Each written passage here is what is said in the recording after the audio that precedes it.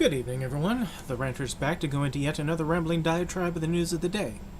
And for this time around, it's going to be I'm going to do a number of topics.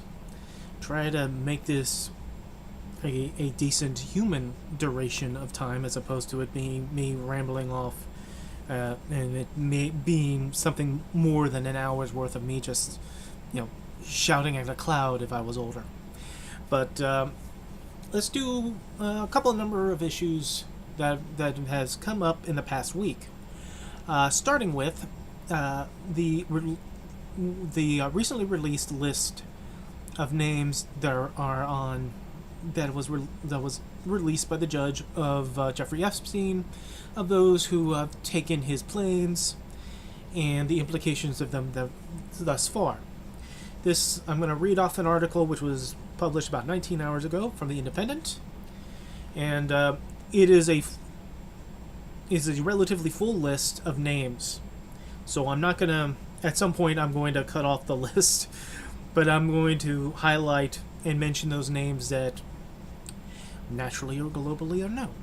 So without further ado, let's get into this article with The Independent. Epstein list, full list of names revealed in unsealed court records so far. Prince Andrew and Bill Clinton are among the more than 100 people named in the newly published legal documents linked to the pedophile Jeffrey Epstein. The disclosure of the first batch of court files, including the names of victims, friends, and associates of the sex offender and Miss Maxwell, although many others will have no direct link to Epstein. The millionaire financier who socialized with royalty and celebrities was accused of running a large network of underage girls for sex. While awaiting trial, he alleged killed himself in his jail cell in 2019. The legal documents related to the defamation lawsuit brought against Ms. Maxwell in 2015 and were published under the judge's order on Wednesday, which was actually last Wednesday. Well, anyway. A second tranche of documents released on Thursday evening did not shed much new light in the case and includes many of the names previously made public.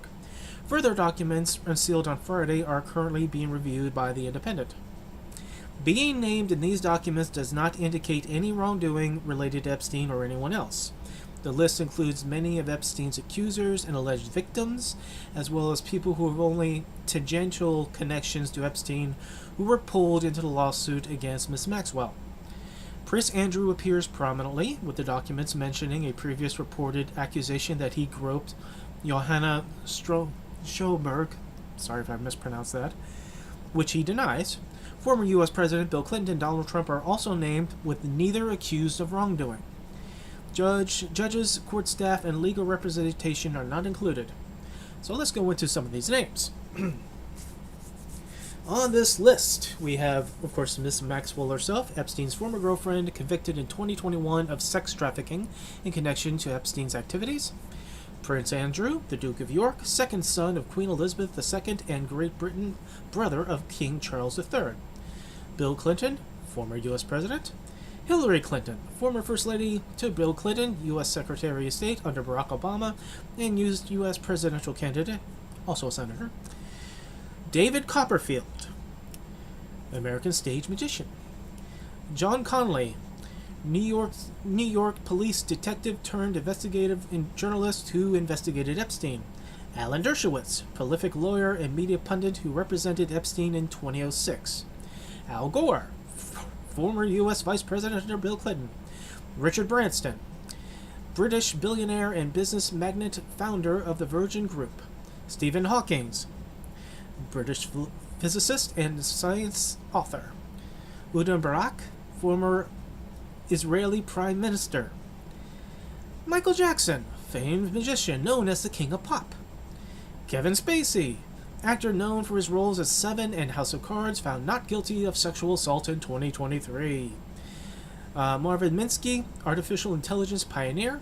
George Lucas, American film director and creator of the Star Wars saga. Jean-Luc Brunel, French model agency boss and alleged Epstein co-conspirator who died in apparent heart attack while awaiting trial. Apparent suicide while awaiting trial. Cate Blanchett, Australian actor who starred in The Lords of the Ring and Tar. Naomi Campbell, British model. Heidi Klum, German U.S. model. Sharon Churcher, British journalist. Bruce Willis, actor famous for his role in Die Hard and The Sixth Sense. Bianca Jagger, activist and wife of Rolling Stones frontman Sir Mick Jagger. Cameron Diaz, actor who starred in Shrek and There's Something About Mary. Glenn Dublin, an American hedge fund manager who allegedly is friends with Epstein. Eva Anderson Dubin, former Miss Sweden and wife of Glenn Dubin, who once dated Epstein. Noam Chomsky, linguist and political philosopher.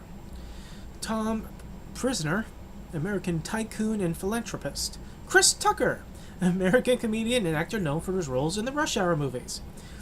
Sarah Ferguson, the Duchess of York, former wife of Prince Andrew.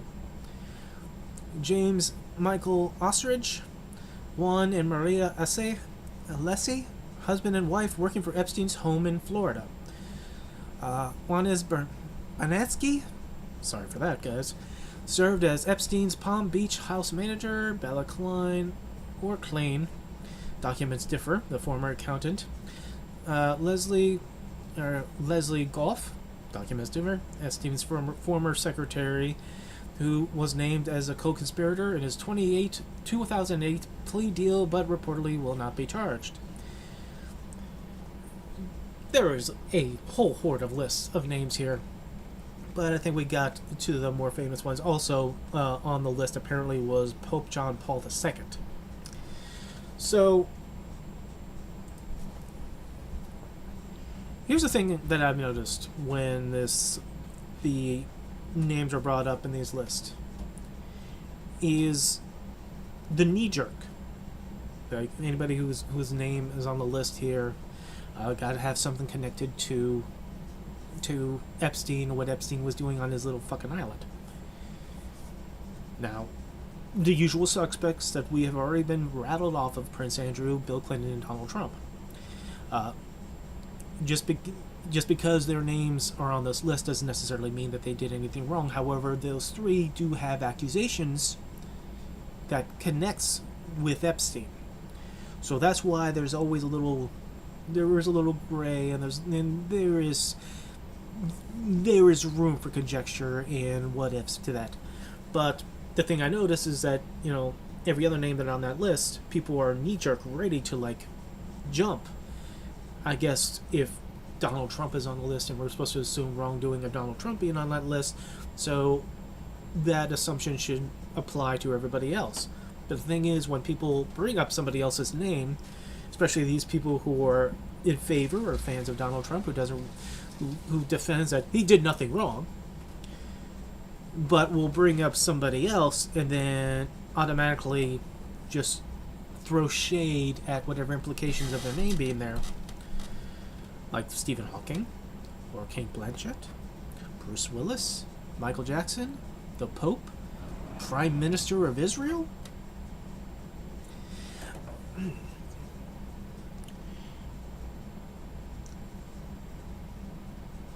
At this point, it is a position of fairness.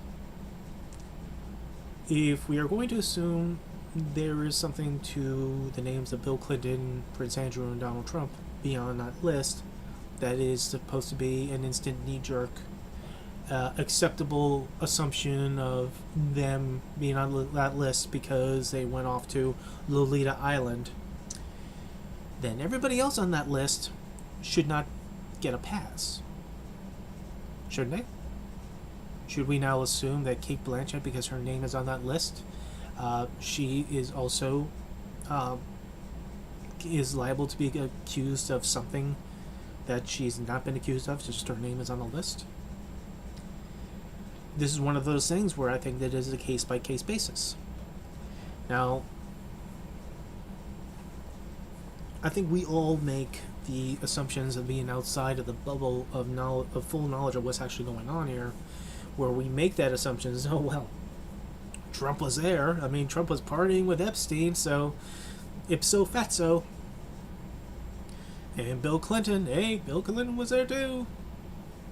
He's friends with him, and he's kind of a freaknik on his own. So the assumptions are wild there. Prince Andrew, hey. But just because we make these assumptions about these people, including Donald Trump, doesn't mean that that's true. Now, the thing is that why, not only because of my natural bias against Donald Trump, his name on this list, though as it says, just because his name's on a list doesn't mean he did anything wrong, did bring up a story that was buried during 2016 that no one in the media touched, not even to debunk it, which was involving, in the 90s, the accusation of him raping a 13-year-old girl. The young girl at the time, who came later and later in her life to accuse him once, drew it back. Accused him the second time, drew it back. And it was explained as to why she was doing that, because she was in fear of her family. Does that mean that she's absolutely above board and whatever happened that she alleges happened? I mean, that's God honest truth. We can't say that, and we do not know that. However, just because she drew her accusation back does not mean that what she said is a lie either. And her story is pretty goddamn horrific. And it is an example of when you let people of power have their own private spot where they think they can do anything, then they think they can do anything. I've seen documentations of what was alleged, and it is disgusting. It is to a level of, why isn't anybody talking about this? Why even to debunk it, even to say, oh, there's so many people accused of this. One time someone accused him of this, but then they took it back, so that was completely nonsense. No one says that. From what I remember, was that this girl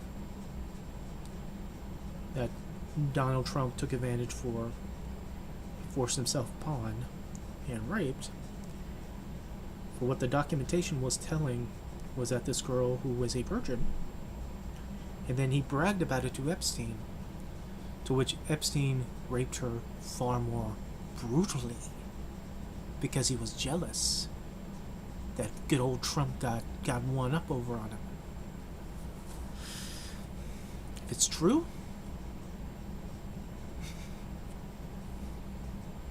does it matter if it's true? I mean, diehards is never going to believe it anyway. And they'll believe, they'll believe any accusation about Clinton or Pizzagate, how that somehow cropped up out of nowhere. After how many years now? 8 years? We're hearing about that bullshit, and the source of that bullshit is a bullshit artist himself, but somehow people who just want to be contrary and conspiracy theories want to stir that shit up. Don't believe that.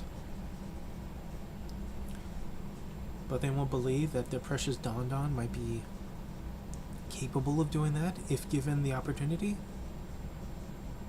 He bragged to Howard Stern when he was running pageants how he would walk into the changing room to see if everything was okay, and he's seeing all these beautiful women, all these beautiful young girls, young as 15.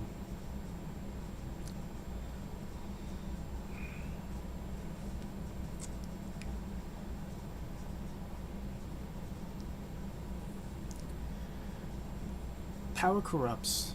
Absolute power corrupts absolutely.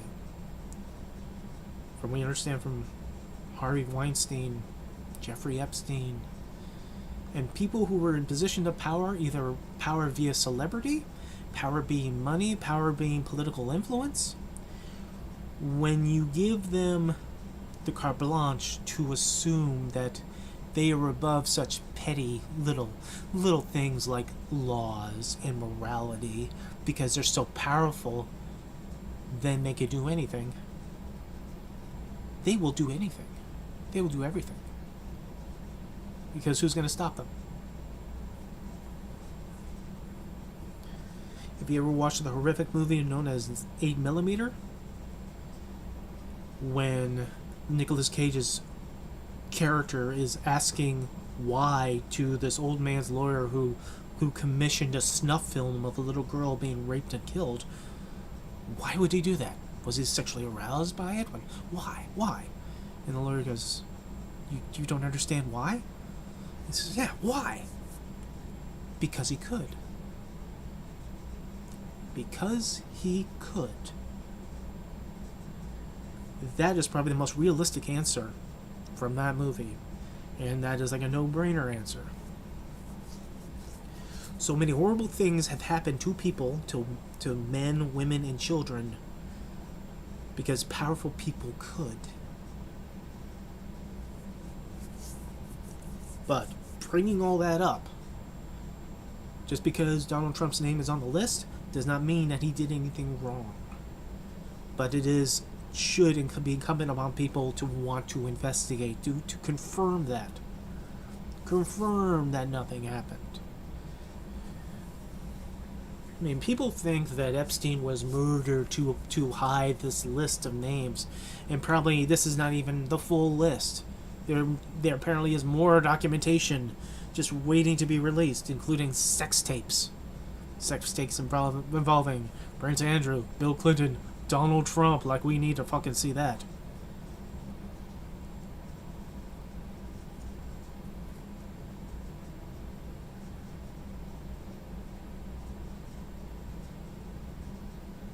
But unless there is accusations that are levied just because these people's names are on a list, these people are just the names on a flight list. That's it.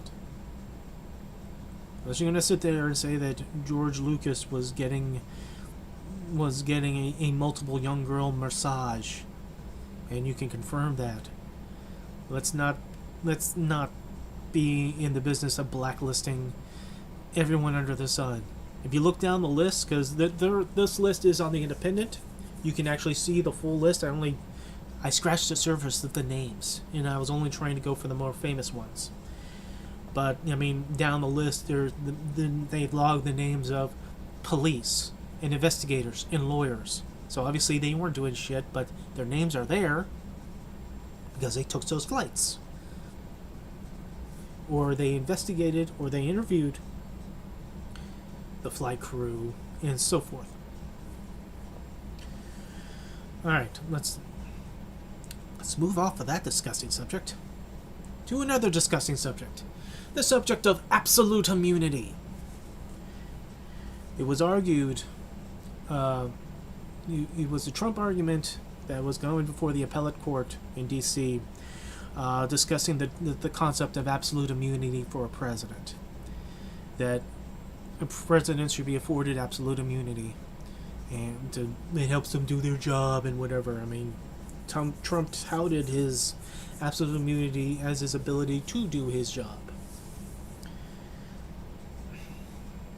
If you need absolute immunity to protect you from laws that you are breaking, maybe you shouldn't be breaking any laws in the first place, and we wouldn't be having this little discussion.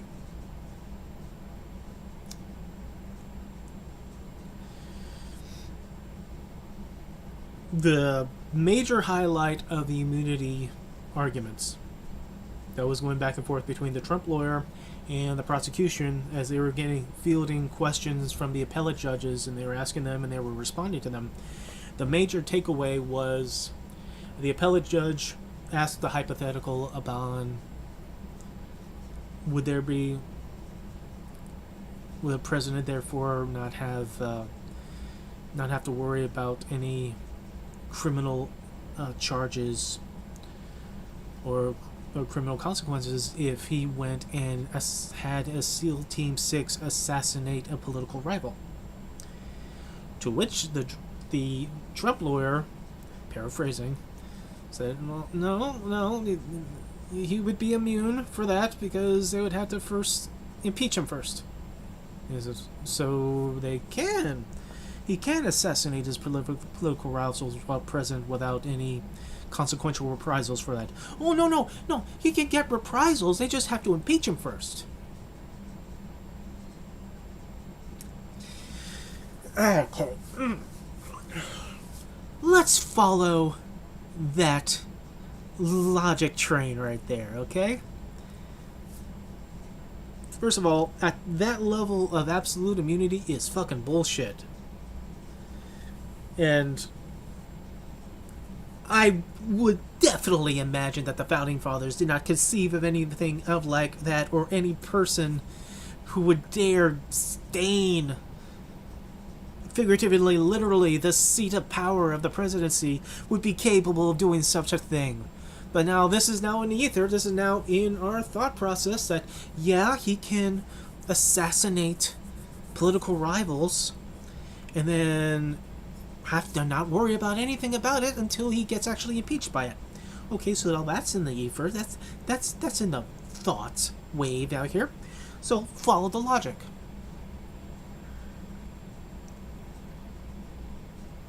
The threat of impeachment comes for some horrible act that let's say President Trump has done.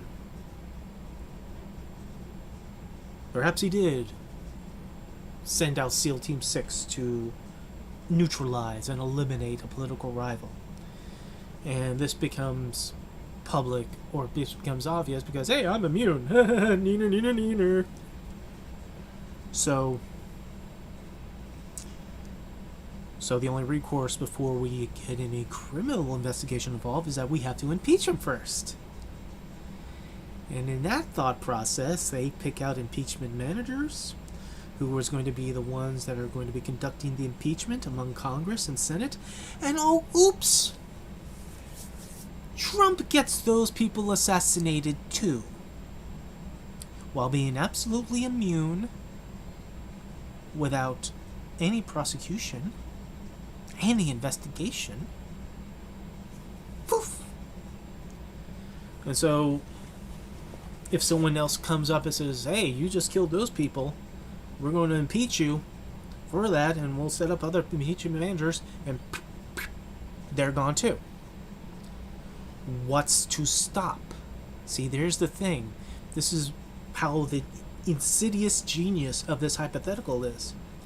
Especially with the thinking in the mind frame of Donald Trump, what he publicly expresses of how he's done nothing wrong and he's totally immune of this and that, and taking documents, they're my documents even though they're planted documents, but they're still mine, whatever.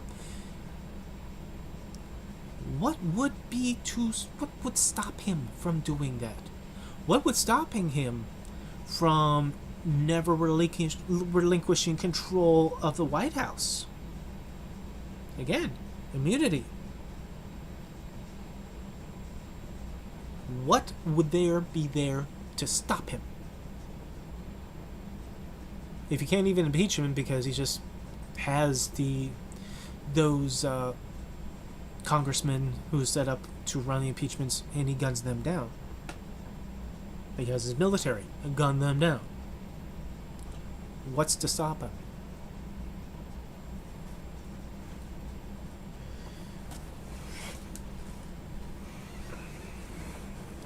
See, that's the horror when you take a little point and you follow its logical course.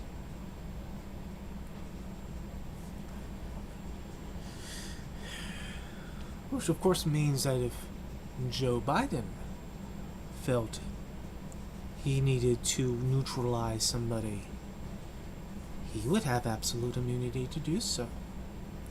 Now, the one thing that the Trump lawyer brought up in his arguments in his arguments in favor of this absolute immunity, that even if Trump goes on to a political rival killing spree, and he can't be prosecuted unless he gets impeached first. The lawyer used an example. President Barack Obama drone striking some folk, which, including those folk that there were terrorists, was also American citizens. It's a bit of a sticking point to people. The guy who was who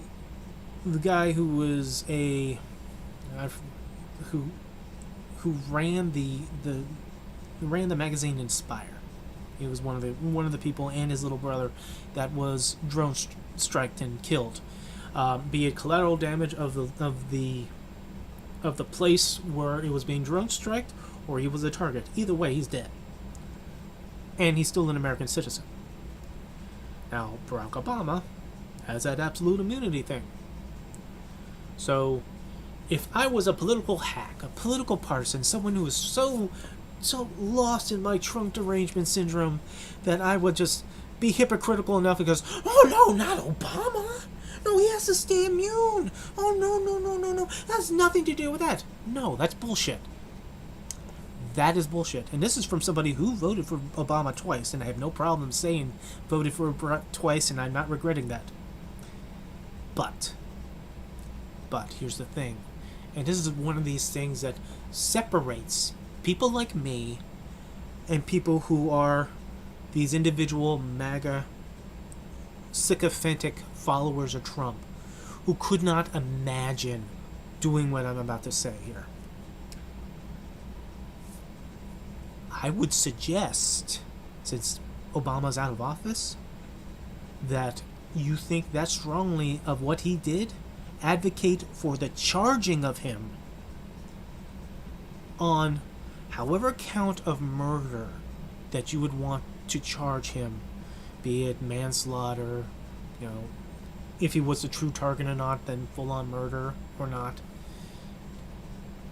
Charge him, investigate him, charge him. If you have enough evidence to prove that it was an intentional act, meaning a potential act to kill these actual Americans, then indict. Now, you see, I'm saying put him on trial.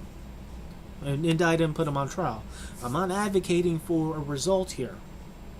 I'm not advocating that we're saying, oh yeah, just fry him, that's it, totally guilty, whatever. I'm not saying that. I'm saying investigation leads to the evidence that is sufficient for an indictment. Take it to the grand jury, see if he gets indicted. If that's indictment, he gets arrested, goes to trial, as every other American citizen goes through. It's one of the things that always pisses me off about these people who whine and cry over Donald Trump getting indicted. He is a fucking American citizen like anyone else. How is he supposed to be more special than you?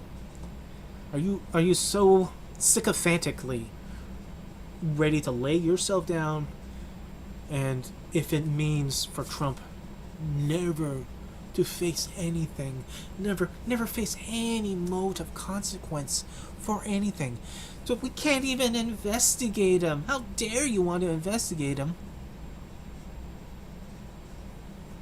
I don't get that, because people have just this fear of investigation. Investigated, gets indicted, goes to trial, he can be found innocent. Isn't that a score? Isn't that a win? Especially for those who think that everything that is opposed to Trump is some sort of deep state conspiracy, probably from deep space too.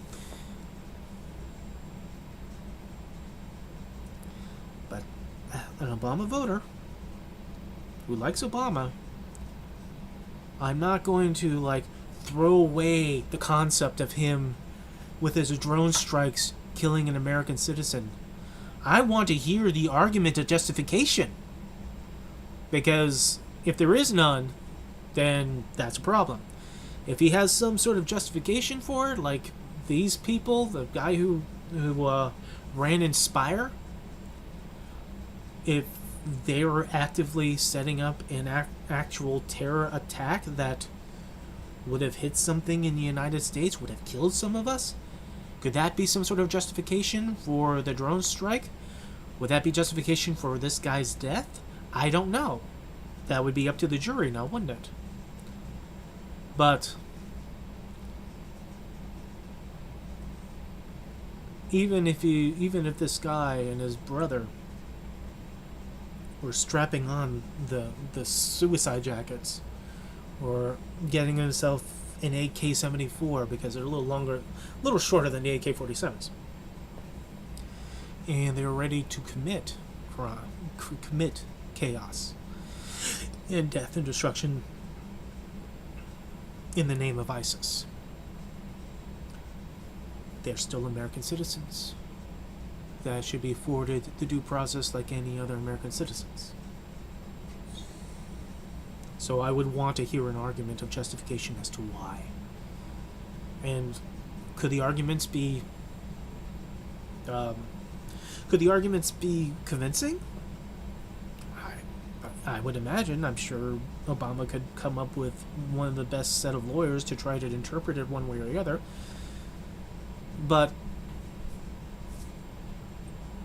in the terms of using his incident as the justification of protecting Trump and his absolute immunity, no.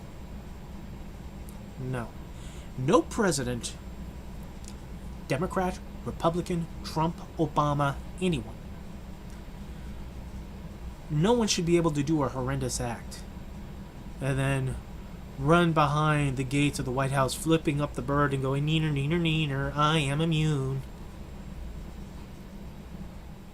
Because Trump is doing that.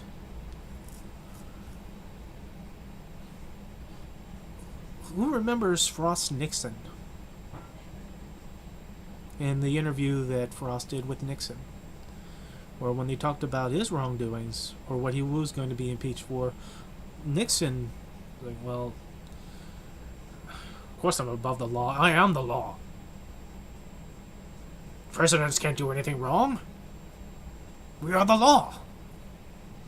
See, that's the thinking here. I mean, Trump's lawyers, in a number of these cases, are arguing that Trump, and including this immunity argument actually, that Trump is not supposed to be worrying about the Constitution, even though it's in the oath. He's not supposed to follow the Constitution. He doesn't have to follow the Constitution. He's just supposed to protect and defend the Constitution. But he's a president. He doesn't need to follow that. Which is one of those arguments of people thinking that he shouldn't be taking off the ballots for this Section 3 of the 14th Amendment. He shouldn't be disqualified because he's not following the Constitution. He doesn't have to. Find any other president who, on the defense of anything, decides, hey, I don't need to follow the Constitution. You won't find a president saying that.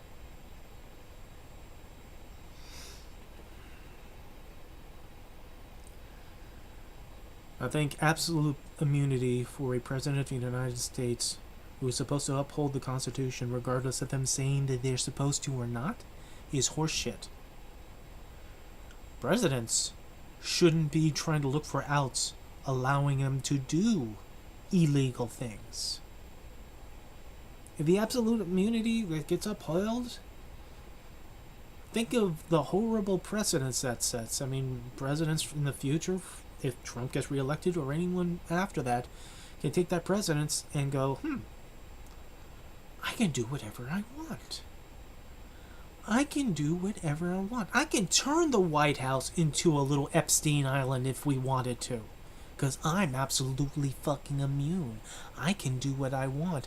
And if you try to impeach me, SEAL Team 6 might be knocking on your door. Is far-fetched? Yeah, of course this is far-fetched. This is like the worst case scenario. But consider the person that is arguing that can happen. And there's nothing anyone can do about it.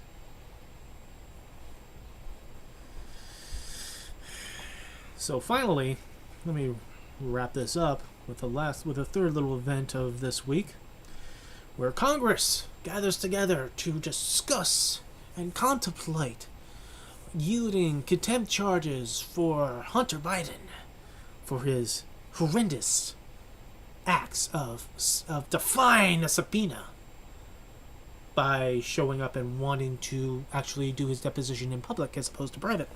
But no, defying the subpoena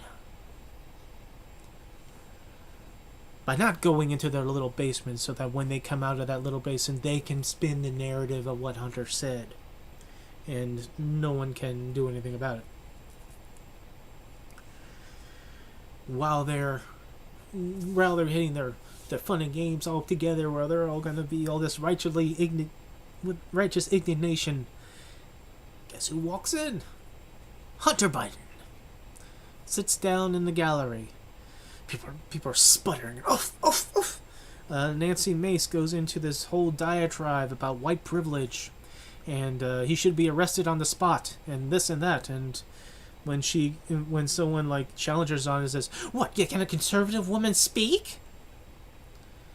And it's like, there was this people on the right who actually rolled their eyes at that. I think Charlie Kirk went on and said that was a horrible thing that Nancy Mace said, because she's using left-wing talking points, talking about white privilege. And him being there, standing in front of them, staring at them, back and forth, back and forth. It's funny how Comer, who's still on his 15 minutes of fame that's ticking away, so that's why he goes on to Fox News every other day, so that people can remember him until he becomes Congressman Who. His face is like this. It's all fun and games, and he's all big and bad and brave. I'm talking about, all these horrible things that Hunter Biden has done, perhaps, maybe, guesswork, in the Biden crime family. But when Hunter is facing him in public, that's a problem for him. That's a problem for the other Republicans around him. And so they go back and forth between the Democrats and the Republicans during this congressional hearing, whether to hold him in contempt or not. And then Marjorie Taylor Greene, when she's about to rise, that's when Hunter nope, not going to hear from that bitch, and walks himself out while she's trying to taunt him from it, of him leaving. Hey, listen, folks, he was uninvited. He showed up, surprised y'all, and he was totally able to leave. And given that Marjorie Taylor Greene showed up pornographic pictures, used a little revenge porn of Hunter Biden to make her points beforehand in public, yeah, I think this was all a stunt from Hunter Biden, a damn good stunt that rattled the shit out of these Republicans. And he didn't need to hear a word out of her mouth. And he didn't give a shit. To walk out whatever she said in the background while he walked away. Why would he? And besides, what does she do? What does she do? She brings up more naked pictures of Hunter Biden. However, tastefully, there were black bars. That makes it all the better. So why would he want to sit there for that? Because she just wants to do that shit because she's not a serious human being. But the Democrats, the great Democrats like Raskin and Crockett and Goldman and Markowitz, if I mispronounced that, sorry, they nail them again and again and again, reminding them all upon those other people that defied the subpoenas, like Mark Meadows, like Kevin McCarthy, like Scotty, who when his name got mentioned, he did a little stand up on his own, and then when the Democrat came up and mentioned his name, he scooted himself right out of that congressional hearing because he didn't want to hear that about his name being mentioned of defying a subpoena. And so does Jim Jordan. who's defied his subpoena, going on 600 days now.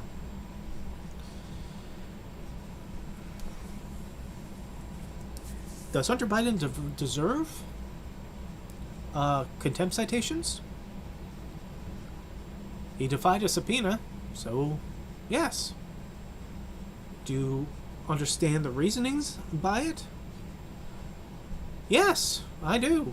Because unlike the other witness that they took to private and they decided to spin the narrative of what he said, even though he apparently did not even say the shit that they said he said, Hunter wanted to do his deposition in public.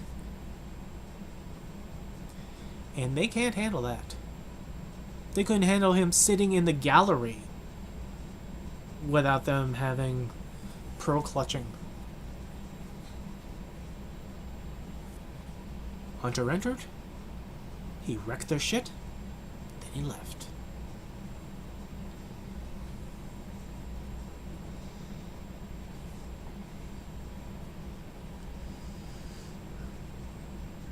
And the thing is that, again, like this, like the Joe Biden impeachment inquiry, none of this matters. None of this matters. What has Hunter Biden done that has affected your life? Other than you not being able to see his junk on 2020 from Twitter, so somehow that completely would have affected your ability to vote because the son of a presidential candidate did questionable things or was on a board of Burisma or is alleged to funneling money or this or that or his father and there were checks. Oh my God, do you remember the checks? That horrible check that Biden's brother gave to Joe? Or the other check? The other check from Hunter. Yeah. That check. That was for a paying back for a truck loan. A little reminder that none of the stuff that Joe Biden is being accused of doing anything, including all this bribery nonsense, is stuff that happened prior to being president of the United States. Therefore, by virtue of it being prior to him being president, whether they are true or not, factual or inaccurate, they are not impeachable acts. Because it's not happening while he's president. Donald Trump, when he was impeached, were acts done while he was president. When Bill Clinton was impeached, it was his lie under oath while he was president. When Nixon was going to get impeached for his various acts between the plumbers, Watergate, and bombing Cambodia, when he resigned, all these acts were while he was president. Andrew Johnson, the first president to be subject to impeachment, acts while president. Joe Biden, as we're constantly barraged on Fox News and the conservative punditry and social medias like Twitter, X. A constant barrage saturated with him being a scumbag, innocuously, vaguely a scumbag, for various acts that no one can prove. He should be impeached for stuff that he wasn't doing while president. You can't even lay the claim that Joe Biden is trying to protect his son Hunter. He let him get indicted. He said flat out that he's not going to exert the influence of his office to pardon him if he does get into indictment into a trial and be found guilty. The funny part, I remember the funny part when he got indicted, and they talked about, that they just did that to save Hunter. They saved Hunter. Really? If Hunter, from this trial that's coming up, if he's found guilty, he will go to jail for 17 years. That's saving him? Really? This is grasping at the straws of unreality here. one little minor point I'm gonna get. I'm gonna try not to get into it much because I really try not to do this for more than an hour. But the concept of apathy that we see in our politics, that we want to exert our influence and our energies to accuse and damn without facts getting in the way, where we don't give a shit unless there's a little advantage to get into it. And then we're all just guardians and protectors of this and that. And it doesn't have to be like what's going on with Joe Biden. It could be anything. It could be any issue that we see in our day. The disinterest and apathy of seeing when something is wrong, but don't really give a shit to do anything about it. We'll bemoan it. We'll emphasize it. And this goes between Democrats and Republicans. Democrats, as we talked about nearly every election, we talk about the ready availability of voting and how voting rights are being curtailed here and there. You have, depending upon it being Congress, 2 years, 4 years for senators and or presidential level elections. You have that amount of time to nail down voter registration in a national level. But you don't. But when we get around election time, let's just all talk about it. Let's talk about this cause. And I'll say this, for us, our Crayola, peach, and apricot skin pigmentation folk who want to talk about the plight of those of different skin colors, different minorities in this country, and how it's so terrible. Yeah, that's the tough stuff you talk about during the election to garner the votes, to try to keep the votes in your side, while you think of these people monolithically, like this whole community is just gonna, be on your side 24/7 at all times, as opposed to them being, individual men, women that have different opinions that you're supposed to win over, like you would, like people like me, that you're supposed to engage us and try to adhere, at least on a talking point level, to whatever we believe. See, my problem with Democrats in this field is in treating and infantizing minorities, blacks, Latinos, whoever. You will wear the garb and you will talk about solidarity when it's election time. But that give a shit level seems to drop after the election goes by. Republicans do the same thing on their own causes. Somehow, that just seemed to disappear there now, didn't it? We have other things to do now. So that's the level of political apathy. And where is a problem, in terms of Joe Biden? I've made it clear a number of videos that I don't have an interest of voting for Joe Biden. I'm never going to vote for Trump. I'll write somebody's name in.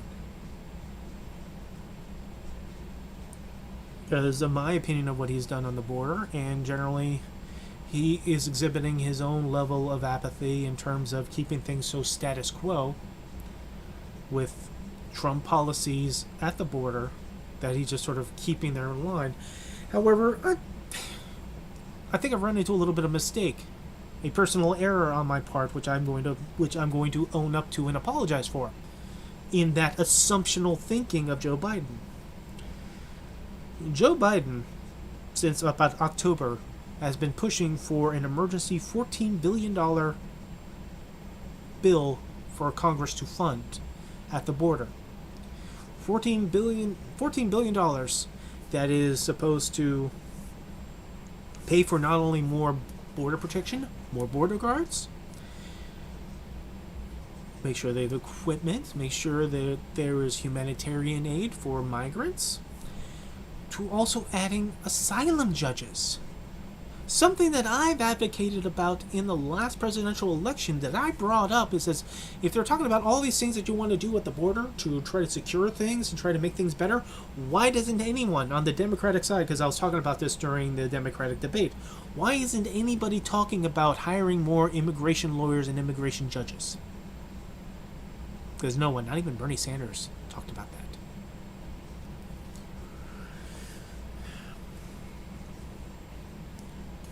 Was this $14 billion is going to solve everything? No.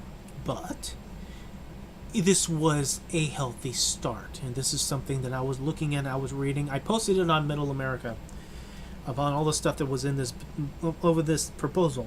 Alright? And there's a lot of good things in there. There's a lot of good starting things here.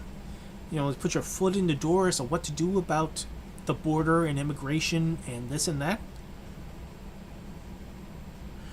Republican congressman who goes down, including the God told me that I'm the new Moses, Mike Johnson, this new Speaker of the House, decided to go down and run their spiel upon Biden doing nothing for the border, and the border is exploding, and everyone's running around here and there, and there's just, and Biden's doing nothing. And then when Mike Johnson goes on to Jake Tapper, and Jake Tapper brings up the $14 billion in this bill, and Mike Johnson sort of laughs it off, says, "We don't need money. We don't need money going down here. We need someone to act." And Jake Tapper's trying to explain what's in these bills, what's actually in it, and Mike Johnson getting more deer in the headlights as he wasn't expecting to talk about any of this, and he kept trying to counter it with whatever Joe Biden did or didn't do or whatever about the border. And he says, "Why doesn't Joe Biden go down the border?" And Jake Tapper says, "He went to the border last year." But. Here's the thing about apathy in this situation. That is something Joe Biden wants to do for the border. They do not want to do it. They will deny, push this thing to the side so that it doesn't happen. Then at the same time, we'll go, Joe Biden's doing nothing about the border. Nothing. Why aren't you at the border, Joe? Why aren't you at the border? You're not doing anything. Fentanyl is just coming in like a river. There's people coming all over the place. Look at all the criminals and terrorists that was caught. That was caught? Excuse me? They caught? Oh, but what about the ones that they didn't catch? There could be millions of them. By your inference that we caught a lot of them?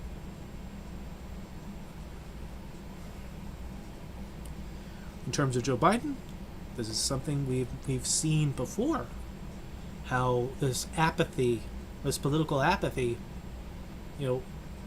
emboldens itself. When we had a baby formula shortage, which of course, blaming Joe Biden on,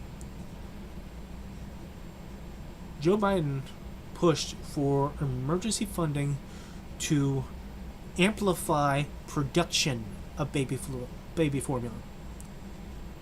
And you know what these pro-life Republicans who, gosh darn, every baby needs to be born, did? They voted against it. I've given a lot of time to my opinion on people who are politically pro-life. That these people are full of shit. Because as a cause, as a wonderful cause of precious sanctity of life, and then as soon as the baby's born, they drop it because they don't want to pay for child care. They don't want mothers to have the advantages of child care, medical attention after the fact. If the child somehow magically gets into schooling, gets to that age, we don't want to be able to. We don't have that pro-life in us to want them to actually have food. So they have to pay for their own food, and no financial assistance for the mothers. None of that shit. Because as far as we cared about life, here it is. Gone. So, these people who voted against the formula, fortunately at the time the Democrats were in majority, so that passed, so baby formula production was enhanced, and then the crisis was averted. These people didn't give a shit about your children, their children over there, so long as it was a political point to make against Joe Biden. This is the same type of apathy that would tell you that, why are we helping these migrants out when we have so many homeless vets out there on the streets? You know, homeless vets from Vietnam and Desert Storm. They're just out there. Look, here's one right here. Here's one right here. See? You know, when there's a problem with migrants, all of a sudden, oh, they remember there are homeless vets. But then when the talk of migrants disappear, oh, these little homeless vets, they disappear too. Because you don't give a shit about them or anyone else. You give a shit about yourself and your political aspirations and what to piss off the voters one way or another, whatever type of outrage that you're going to use in order to keep yourself in office, keep yourself in power, or get yourself in power. When we see, people's behavior, everything has to ratchet up. Ratchet up. So the outrage can be mind-blowing, mind-boggling.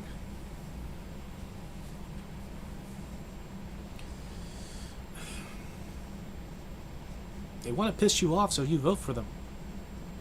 So that the other side, don't let them in. No.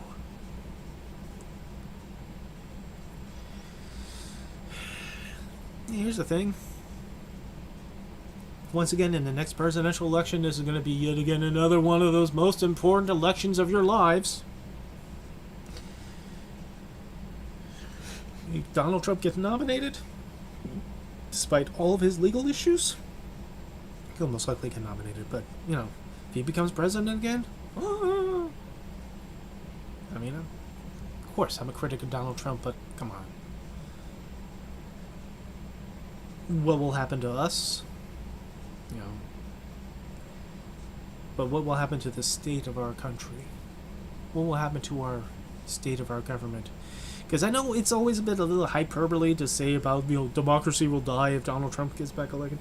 Well, let me explain something to you. Let me explain why I actually support the idea of him being disqualified from the ballots, even though that's probably never going to happen, and people, again, the apathy takes over here of we can't do that.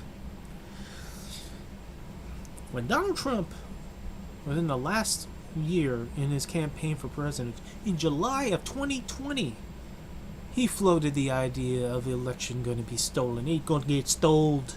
It'll be fraud. That's the only way you can defeat me. Even though the last election he lost the popular vote. But, be that as it may. Oh, in 2016, when we were getting... Maybe a reminder when we were getting close to that, he also said election fraud. So July 2020, he was going to get don't get stoled.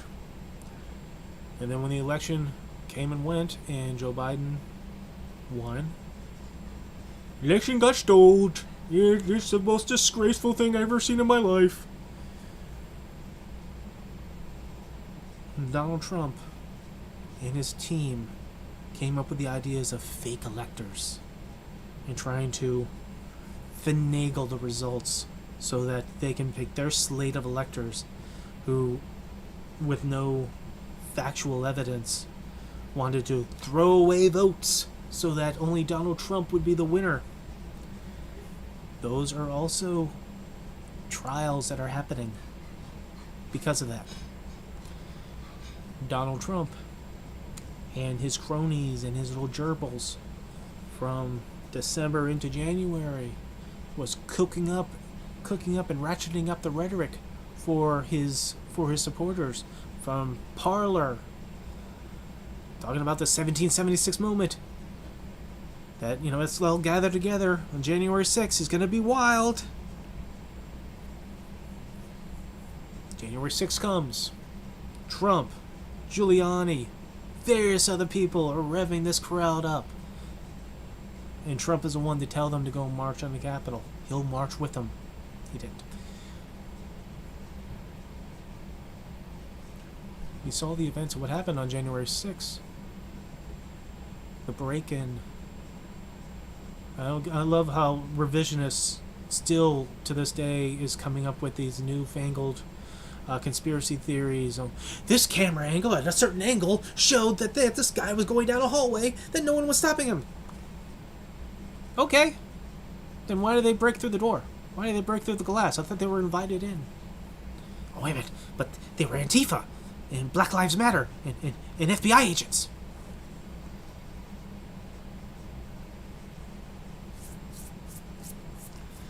Let me ask you something. Fellas, ladies. If this was a deep state conspiracy from deep space, what was the end goal here? To rev these people up to break into the Capitol.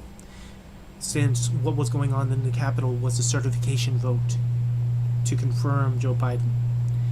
If this was an act in favor of Joe Biden to disrupt the certification, that would hurt Joe Biden. Trump already lost. The only thing this would help would be Trump.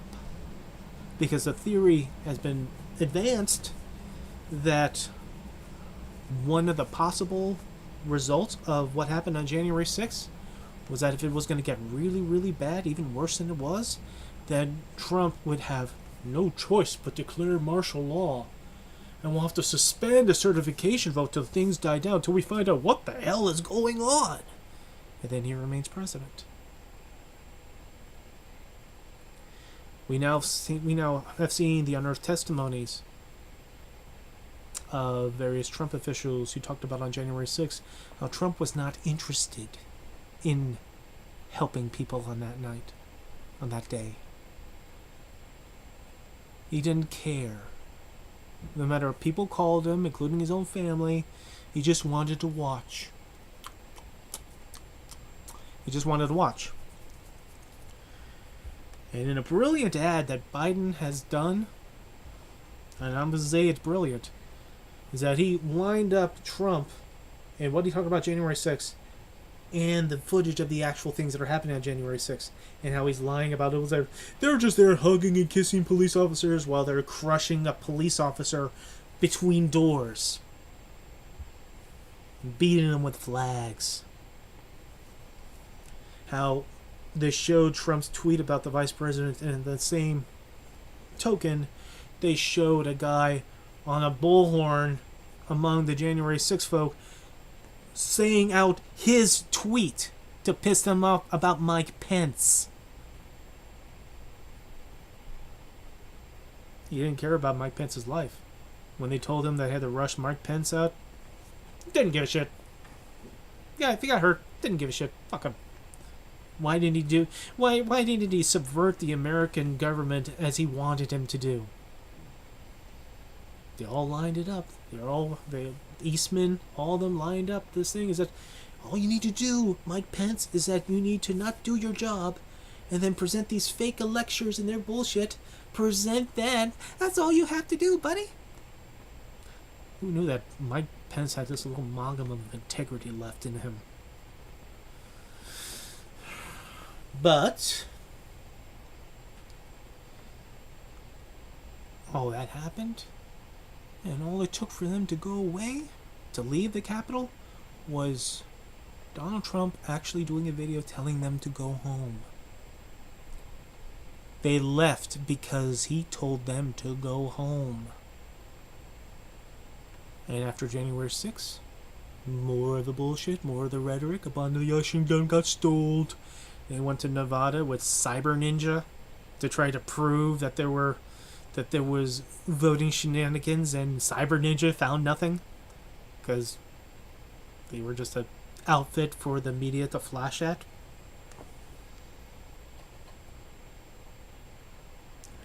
All that is why he should be disqualified.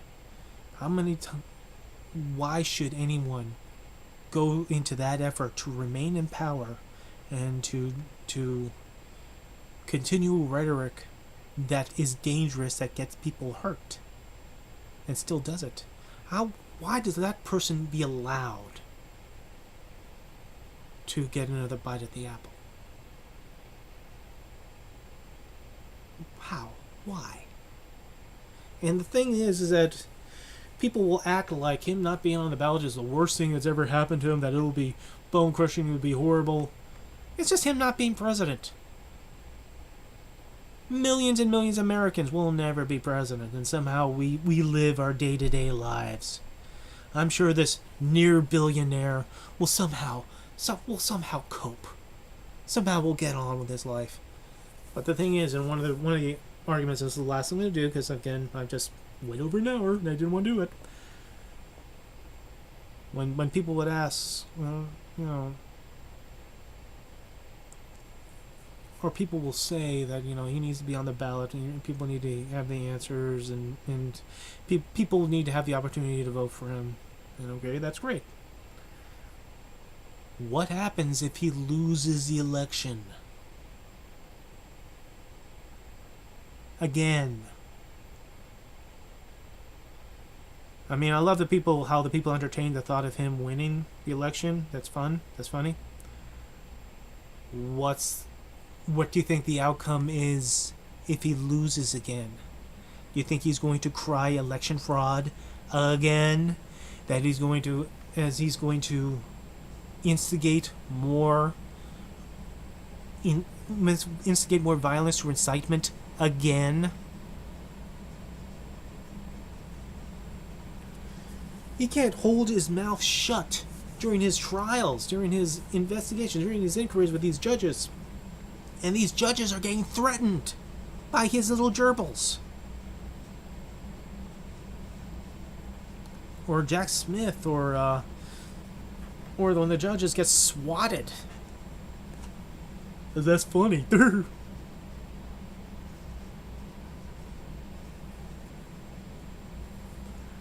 you think he's now going to magically go away if he loses the election? That is, gosh darn it, I'm going to concede now for the best of the country. He didn't concede last time. 2020 election should be your answer as to what Trump is going to do if he loses the election. He won't go away. And if he's somehow, finally he'll be too old to do this, then it will be the next Trump surrogate who sees the successes that Trump has in politics as how all the people rallying around Trump, regardless of the bullshit that he ever says or what he feels or what he actually does to people. They don't care, because it's about owning the libs. And they'll do the same shit as him, because there's the example of it. And that they will bank on the political American apathy of seeing that something is wrong and not giving a shit and not doing a thing about it because it's too much energy. That's too much to bother. Biden's border package deal that could help at the border. Bullshit. That's too much. That's too much work. That's too much work. We just want to cry about the border and blame Biden for the border, that somehow he personally is causing this shit at the border. But we don't actually want to help. It's the same with Biden and the baby formula. It is the same with Barack Obama when he's trying to put the American Jobs Bill out, and they refused the wholesale bill of it, and then the separated, chopped up versions of the bill, they denied it, while at the same token going, Obama, where are the jobs? Where are the jobs, Obama? Fuck you. You don't give a shit. And people need to come out and say that you don't give a shit. Unfortunately, this is our slope of our political discourse. This is the spoke of our political decline of the United States of America. And if we don't reverse some sort of course out of it, it's only going to get worse and worse and worse because people want it to be worse. For their side should be on top, the other side can be shit. Democrats can be as guilty of this as Republicans, so don't get it twisted. I'm going to be biased on this. Everybody needs to get out of this thinking.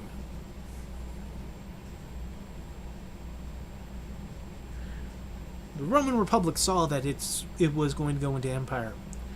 The Roman senators, fearful of Julius Caesar, even though they try to placate him and allow him to be dictator for life, to be able to dictate, but then he's not going to do it. But that's as far as we're going to go. He can throw down rules and laws and so forth, but we're still the power of the Republic. Until he wants to be emperor. Well, what are we going to do about that? What are we going to do to save the Roman Republic?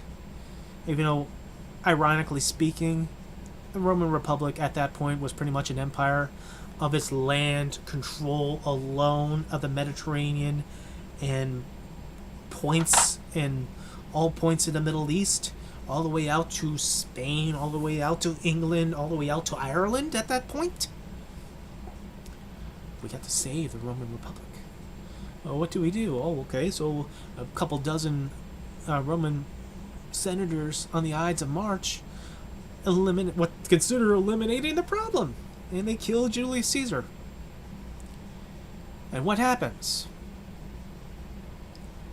Majority of the major names of those conspirators who killed Caesar was defeated in battle. They were committing suicide. In essence, they weren't the winning side because they all died. Julius Caesar is venerated. And what they feared the most of the Republic becoming an empire, it happened under Octavian Augustus Caesar. So their most extreme act to protect the Republic, failed spectacularly.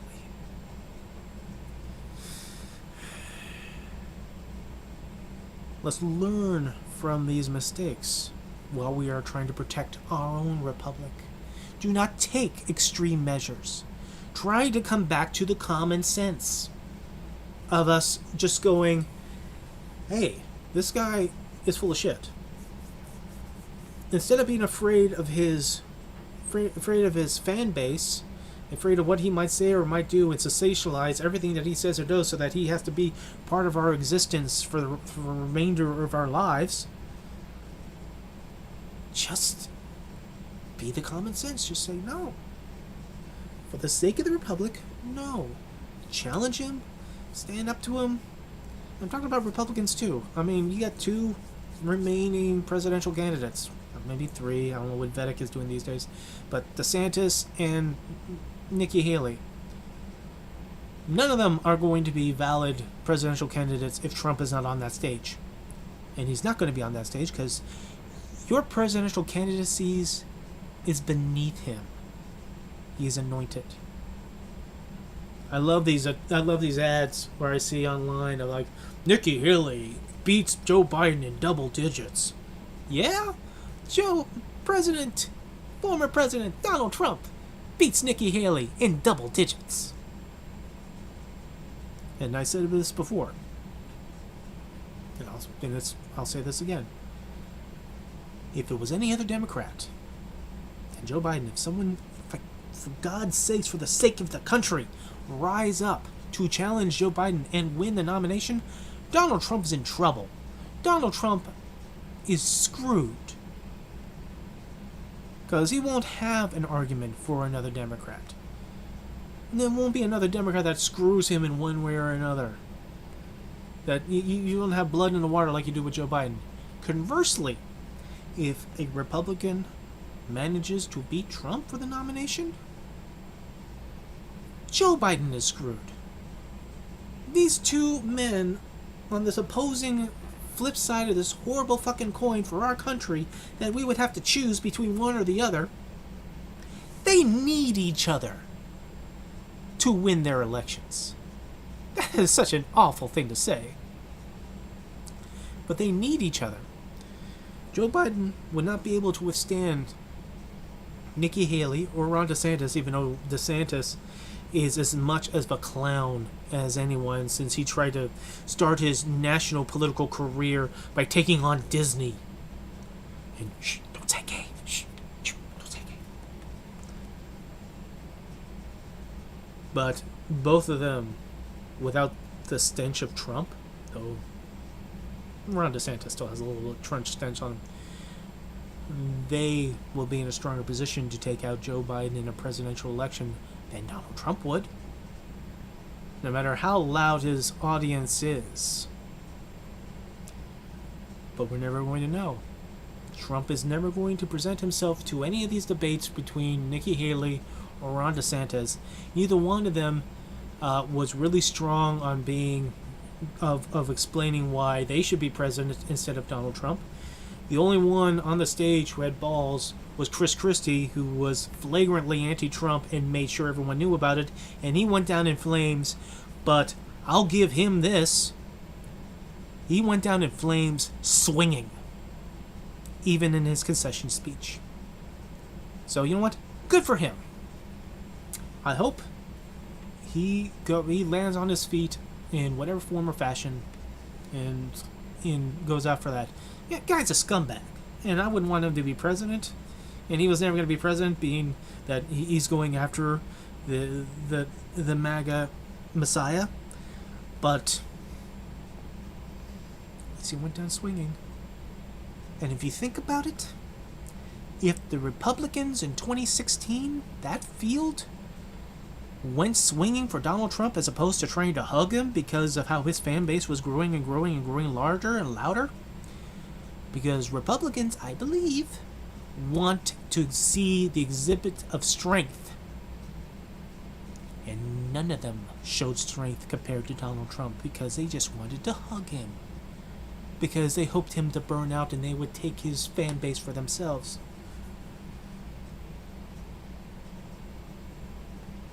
Well, there you are. There's your political apathy for you. And I'm getting done with this because it's an hour, 17 minutes. Ranter rants because the urge to rant is always rising. And I will try to be back next week. I'm going to try to do this. I'm going to try to regulate how many times I do this and try to do this sort of thing where I will, go a week and then pick out portions of stories in the week and then talk about it. So let's try that. In exchange for change, as opposed to what I've been doing. It's like rambling, staring and just venting out into the void. Good night, my void.